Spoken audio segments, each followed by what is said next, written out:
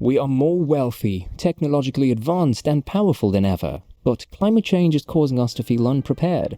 Greenhouse gases capture solar energy, leading to warmer winters and stifler summers. Wet areas become wetter, while dry areas become drier, and many ecosystems will perish as the oceans rise, destroying cities and coastal communities.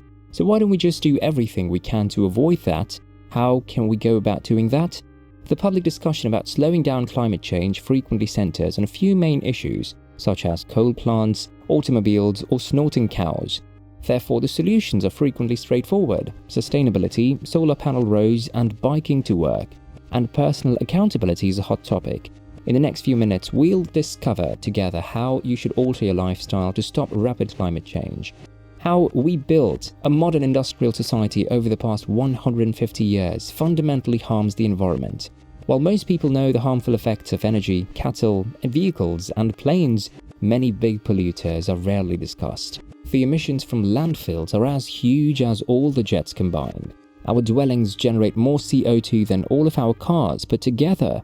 The emissions generated while producing a new car equal 2 meters of the new road. So while switching to electric vehicles is good, if we continue constructing roads similarly, they will not alleviate any problems. Fixing only one tiny flaw in the industrial system is insufficient. Each of the numerous unique components requires a unique solution, many of which aren't obvious. However, even when we know the appropriate course of action, it does not automatically mean that we are competent or willing to do so. The gap between the rich and the poor is one of many grey areas in the fight against rapid climate change. Emissions versus poverty. A nation's economic success and carbon emissions are directly related. Or, to put it in another way, wealthier people tend to produce more emissions. The world's wealthiest people must reduce their luxurious lifestyles, right? Is it the answer to stopping climate change? Even if it would be helpful, the issue would persist. Low and middle-income countries account for 63% of global emissions. Those nations where the majority of the population does not live luxuriously but rather strives to, at worst, escape poverty and, at best, lead a pleasant existence. Regrettably, the current state of affairs necessitates emissions from poverty to middle class. Therefore, requesting emissions reductions from poor nations only appears to be an effort to keep emissions low.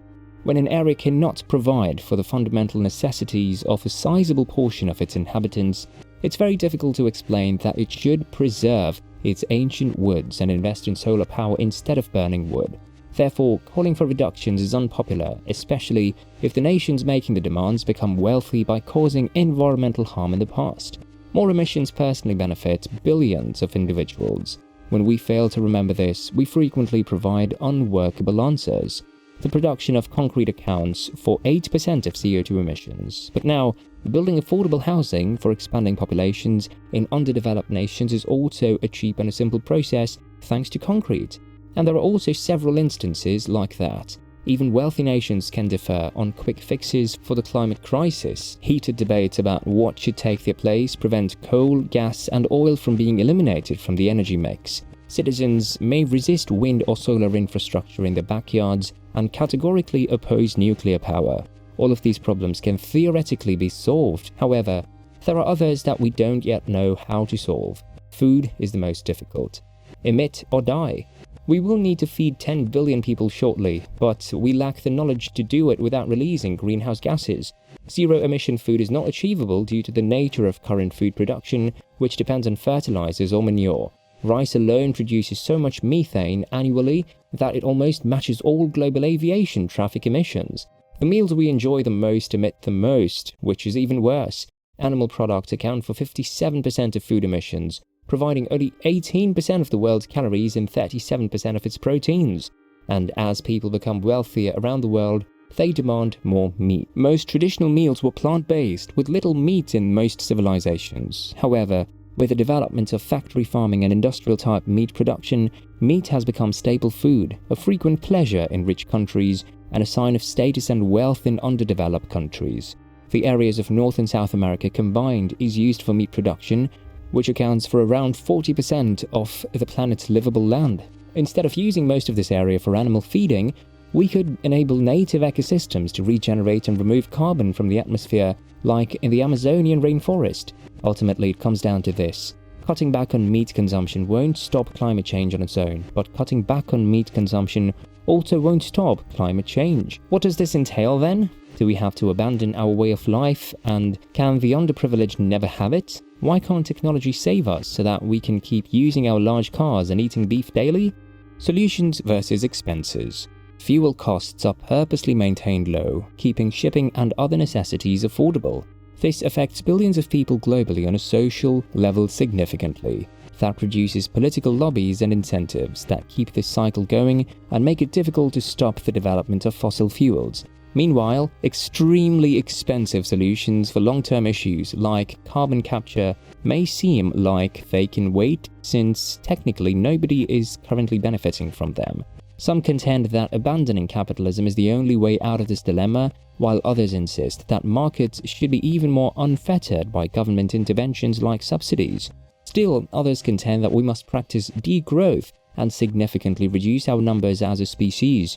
But the reality is that, at least for the time being, no political system is doing a really good job of turning into one that is truly sustainable, and none has in the past.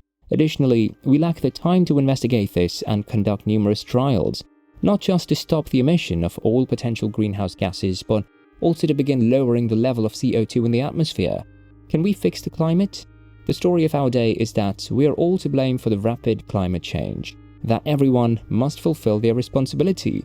Why not buy a brand new electric car? Why not get an electric cooker in place of the gas one?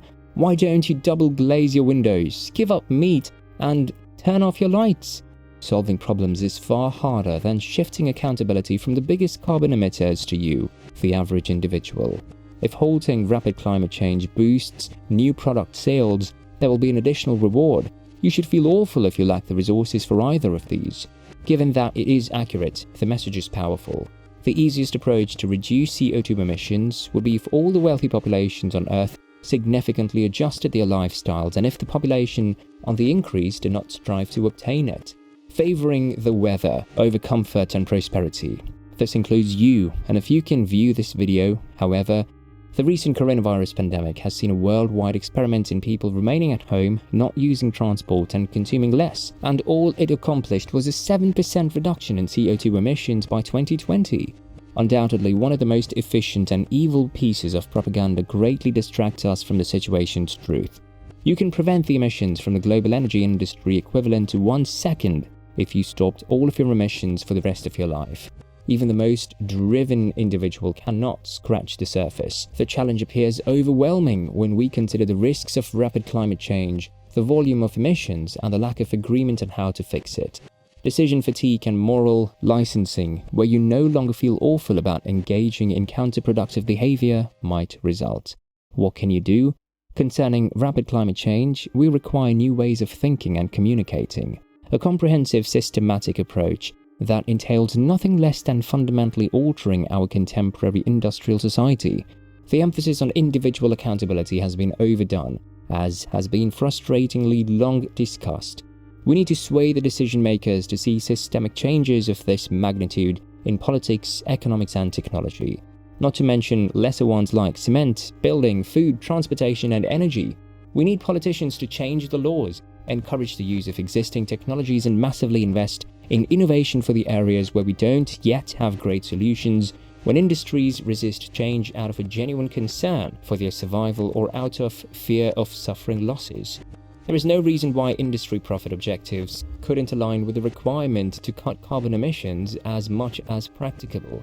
They must also be forced to comply with heavy penalties and regulations or face bankruptcy if they refuse. Because many low-carbon technologies still require a lot of time and research, which makes them expensive, that change of that extent can be imposed upon a global economy rapidly enough. But if there is a clear and increasing need, more businesses will produce more effective carbon capture systems, delectable meat substitutes, stronger batteries, cement substitutes, etc. Additionally, if you're wealthy enough, you can contribute by purchasing these items while they are still pricey. These are the mechanisms that will eventually cause prices to decrease. So this is what you can do. Vote with your cash instead of the ballot. Too many conflicting interests and intricate grey areas exist. You may deal with the situation's reality through your actions and behavior and promote your priorities. You can also buy an electric car, cut back on flying, and consume less meat while doing this. To play a tiny part in the systemic change we need, not because you should feel bad if you don't, or because you foolishly think you can't stop rapid climate change alone. What thoughts do